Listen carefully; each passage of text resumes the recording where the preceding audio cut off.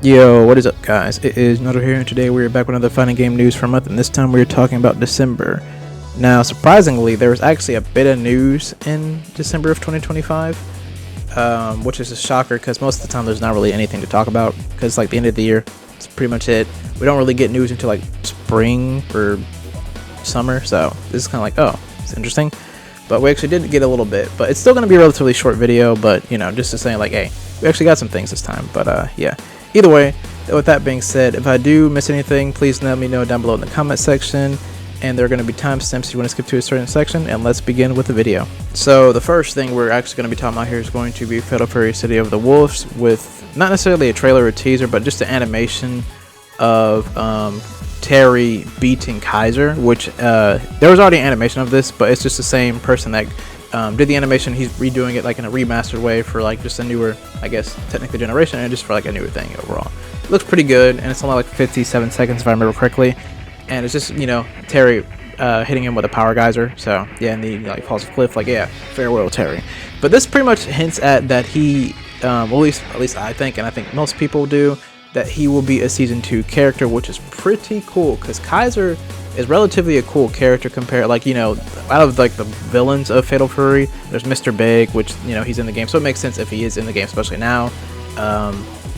Geese and Kaiser, so like those are like the big three, I feel as if, of Fatal Fury bosses relatively, because you don't really count SNK, so nothing like getting into and all that stuff. But so this makes sense. I think they're gonna do this game and actually have all the bosses. Well, no, I'm forgetting Kane. Yeah, Kane too. But it's gonna have a game with all the bosses, which would be pretty cool if that is the case. So I'm really hoping if Kaiser is playable, we also get Geese eventually, so you can just have all 4.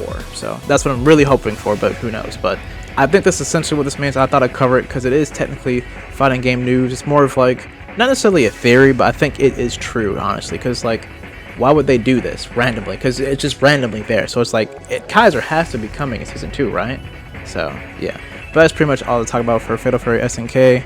I mean, Fatal Fury City of the Wolf, sorry.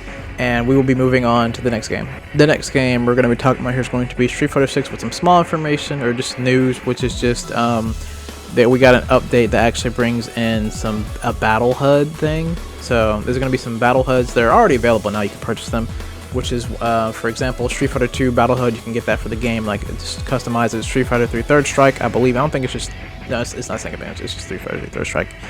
Street Fighter 4. We also have Street Fighter 5, Street Fighter Alpha, and then we have, there's another one, but I think it's like specifically in the game, like a custom thing that someone made. So just different battle HUDs you can get.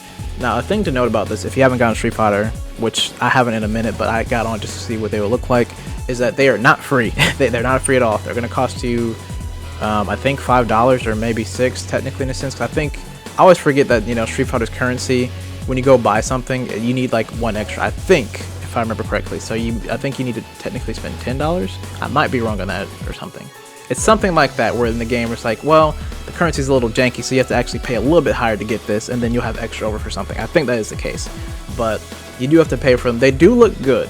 Specifically, the ones I'm leaning towards the most, honestly, besides Third Strike, but if it feels it fits, considering this is the new generation, would probably Street Fighter 4, honestly. 5 does not look that good, but Street Fighter 4, if I did get one, or Street Fighter 3 Third Strike. Alpha doesn't look too bad either, but those would be, between those 3, I would probably get one of those, or maybe 2.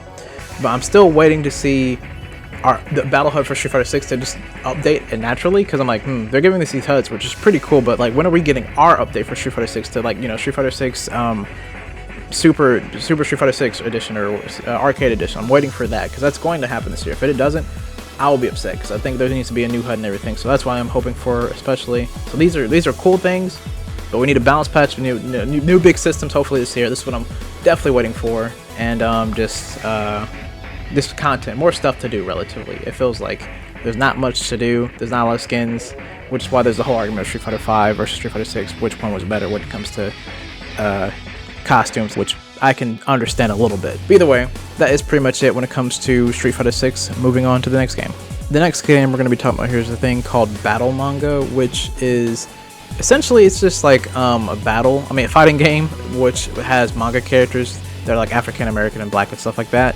And this one is interesting because I do recognize at least one of them, because I remember a long time ago, or not a long time, this is probably like a year at least, when Clock Striker got announced. So I actually do remember. I never read it, so I'm like, okay, I recognize her.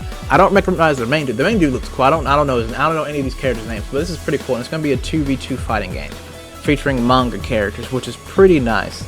And that's really all really is to it. Like, the gameplay so far looks like it could be fun, but I think we need more for me to like even really say anything. But I can get down with this. I'm surprised no one's really talking about this too much. But then again, this seems like more of an indie project per se, even though it looks really good to me. So I don't know, but I thought I'd mention it here because I don't hear really anybody talking about this too much per se. Like, there's some people obviously, but just this isn't like a huge game to be fair. So I can't really expect for like people like, for example, like Brian F or Sejam. Now, they might have, Sejam might have, but I just don't know. He has a lot of videos, but I feel as if not a lot of people, at least that are like higher up, haven't covered it relatively. So yeah, I thought it'd be important to show because, you know, it does seem like it has potential and it might blow up. So hey, just so you know, Battle Manga, it's coming soon. We don't know when, but it doesn't look that bad, so we'll have to wait and see for more information. But that is pretty much it for Battle Manga. Moving on to the next game. The next game we're going to be talking about here is going to be Sega versus Capcom, which is like another indie game essentially, but it's made by some people from Combo Breaker, from my understanding at least. And this looks like a interesting project actually. Like, I didn't think someone would make this, but it's like a weird combo, like Sega versus Capcom. Like, interesting. It's like, for instance, someone is making Capcom versus Square Enix. So very interesting things going together here. So I don't know only one of the characters in this teaser, which is Vice from, what was it, Skies from Arcadia or something like that. I have no idea who that is. Maybe I've seen him before as a kid, just don't remember. But I don't remember him. This looks like a very actually interesting game, like fighting game generally. I don't know if this is going to be like, if it's gonna have a huge roster per se. I think it will potentially, because the game doesn't come out until July, so I actually have a lot of time to get some things done here relatively. And they're probably gonna have more and more characters more than likely for free or relatively, or you know, they could pay for it too, who knows. But this game looks like it actually has a lot of potential, especially for a wide audience, because it is another versus game, and most versus games are, you know, Marvel based, and this looks like the same way. And the combo freedom, especially like if you've seen like how X was doing those boomerang combos, it kind of reminded me a little bit of MVCI, a little bit, but not fully. So I'm like, okay, you can do some interesting stuff around here. You can do some interesting stuff. But we're gonna have to wait and see for like the full trailer, which does come out in January sometime this year. I'm not sure when, but we'll get it somewhere around the weeks here soon. So we'll see what's going on. And then the game does, it seems like it comes out at least in July, unless maybe they'll push forward or push back, who knows. But more than likely it'll just stay in July. And so they'll reveal it in DreamCon. So very interesting. I'm curious what Sega characters, because I'm trying to think, would they add Kiryu or something? Like, I'm thinking of like a Jet Set Radio character or something like that too. Like, who, like, I'm just generally, who would they add? Like, I'm trying to think here. So yeah, I'm curious about the game. I'm curious about it. I'm not sure if I'll guarantee to play it, but who knows. But yeah, that is Sega versus Capcom. Moving on to the next game. The next game we're going to be talking about here is going to be Rivals of Aether 2 with the La Llorona trailer. Now, we knew this was going to pop up because she was the most voted character, and they showed her 3D model like all 6 months ago. It's been a long time since they shown that. So we knew she was going to be in the game for season 2. And I'm not going to lie to you, they did not disappoint. She looks pretty crazy. Like, very, very crazy. She looks even crazier than she did in the first game. The amount of combos you can do with her is ridiculous, and her voice is just amazing. I'm not sure who's voicing her. Maybe I missed that part in the trailer, probably, more than likely. But you did a great job, because you sound cool, she looks cool, cool combination so far. And I like how everybody, well, certain characters at least, have a luchador skin like Craig does, so that's pretty cool. And I'm not sure the dinosaur dude's name. I can't remember his name at the current time, but he has one too. And another character I just can't think of right now. The frog guy. But very cool character. She looks really strong, like very, very strong. Just it was essentially how she plays, just more of what she was in the first game, honestly, at least how it looks like to me. Now, I wasn't really I didn't like main her. I used her a little bit. I'm like, okay, she's kind of OD. She's a little OD in the first game. So I'm not sure how crazy she is going to be in this game, but judging by the trailer, it looks like she could be up there. But I don't know the meta right now, because I haven't really jumped back in the game. but man, she looks good. Like people who wanted her, you got a great character, brother. Like she looks fine. If I hear any complaints, I will be genuinely surprised. But yeah, that's pretty much it for Aether 2. Moving on to the next game. The next game we're going to be talking about here is going to be Invincible versus with the Elementa trailer and release date for the game. Now, when I first saw this thing at the Game Awards with my friends, me and my friend Kenny, we both looked at each other like, who? Because we don't recognize her. So I'm assuming she's not in the comics. Like, at least memory serves me. I could be wrong, but I think she's just an original OC for the game, like original character. And it's kind of cool. Like, I actually like the concept that they're doing that, because I don't think we've ever had an Invincible, like a character that has all the powers of all the elements. So this is like actually cool, like genuinely, because I'm like, hey, that's something. We don't have an avatar yet, so it's like, hey, I mean, it's a universe at least, so it's kind of cool for the game. She looks kind of crazy, especially in like the little trailer, because she is fighting everybody. Like literally in the very start of it, you see Battle Beast flying back. I'm like, dang, she's doing all that. That's kind of crazy. But yeah, generally speaking, I think she is a cool character. There also was a gameplay trailer that I should be also playing in the background too, is what I believe, that they also released a little bit later after the trailer for the initial Game Awards. But yeah, the game comes out on April 30th, so it's going to be pretty cool to see how well they've changed the game overall from the beta. So I can't wait to see, because I think I will be purchasing Invincible Versus, because this is going to be technically, in a sense, the Mortal Kombat / MVC game, because we don't have Mortal Kombat, so we don't have a game with like blood and guts and stuff, relatively. And this will also be kicking in with the 3v3 aspect, so it's kind of a bit of a mixture. So I'm really looking forward to this game overall, and I'm glad it's coming in real soon. Like April 30th, that's not that long, considering it's the next year already. So we only got like, what is that, 3 months? That's nothing. So yeah, but either way, moving on to the next game. The next game we're going to be talking about here is going to be Fighter Z, with the surprising Yu-Gi-Oh trailer, which that kind of threw me off. Like, I remember him making the Dio thing for the Dio mod, but the Pharaoh being in the game is kind of diabolical, I'm not going to lie to you. It fits well though, like the character model for Dark Magician in him, it fits really, really well, like genuinely. I don't really know what to say, really. Like, I play Yu-Gi-Oh, so I'm just kind of at all like, man, this doesn't make me want to get back on fighters, but it's a really cool mod. I can't even lie. It looks really cool. The fact that actually, if he does get Exodia, all the all the cards for Exodia, he's pretty much cooked.